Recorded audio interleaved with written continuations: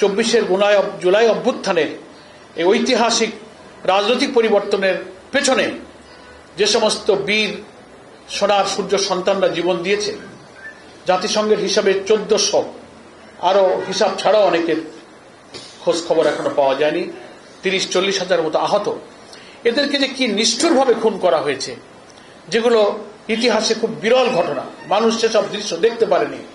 মৃত লাশ আগুনে পুড়িয়ে ছাই করা। একটা দেশের সরকার সেই দেশের বিরুদ্ধে কি যুদ্ধ ঘোষণা করেছে যে হেলিকপ্টার থেকে গুলি করে 6 বছরের শিশু সহ সাধারণ পথচারীকে হত্যা করতে হয়েছে? হ্যাঁ, এপিসি কার থেকে লাশ কিভাবে টেনে রাস্তার পরে ফেলানো হয়েছে, দৃশ্যগুলো ভিডিওতে মানুষ দেখতে পারে না।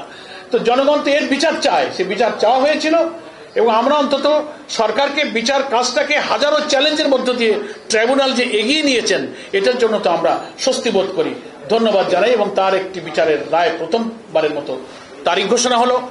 আমরা আশা করি সকল প্রতিবন্ধকতা, হুমকির, রক্তচক্ষুকে এড়িয়ে আদালত তার রায় ঘোষণা করবেন এবং একে একে পর্যায়ক্রমে সব মামলাগুলোর রায় ঘোষিত হবে। এটা দেশপ্রেমিক, শান্তিপ্রিয়, ফ্যাসিবাদ বিরোধী, অপরাধ এবং খুন বিরোধী সাধারণ জনতার এটা দাবি। এটা শুধু আমাদের দলীয় দাবি নয়। এই জন্য এটা আমরা খুব ইতিবাচকভাবে দেখি।